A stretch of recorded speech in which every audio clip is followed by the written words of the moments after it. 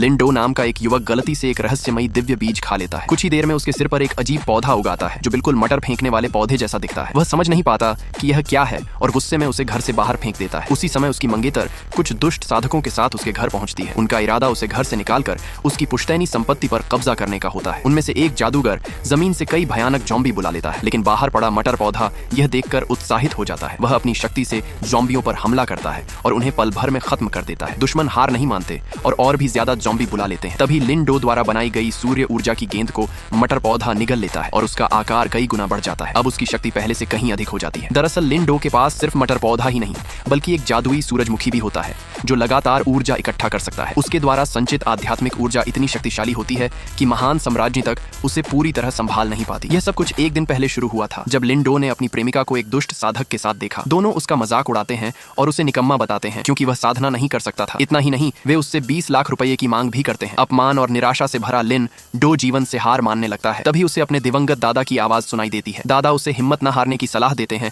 और उसके शरीर में एक दिव्य आध्यात्मिक बीज स्थापित कर देते हैं। इसी बीज की वजह से उसके भीतर असाधारण शक्तियां जागृत होने लगती हैं। जब लिंडो अस्पताल जाकर डॉक्टर को बताता है कि उसके सिर में दिव्य बीज है और उसके दादा कोई साधारण व्यक्ति नहीं बल्कि महान ताओवादी गुरु थे, तो डॉक्टर उसकी बात को मजाक समझता है। लेकिन कुछ ही देर बाद उसके सिर से सचमुच एक छोटा अंकुर निकलने लगता है। इसी बीच उसकी पूर्व प्रेमिका और उसका परिवार फिर उसके पास पहुंचते हैं। वे उससे दोबारा 20 लाख रुपए मांगते हैं ताकि उनका नया साथी महंगी आध्यात्मिक औषधि खरीद सके। वे उसका अपमान करते हैं और उसे असफल इंसान बताते हैं। इस बार लिंडो चुप नहीं रहता। वर्षों तक अपमान सहने के बाद वह खुलकर उनका विरोध करता है। वह कहता है कि उसने हमेशा उनकी मदद की, लेकिन बदले में उसे केवल तिरस्कार मिला। गुस्से में वह उनके झूठे अभिमान और लालच का पर्दाफाश कर देता है।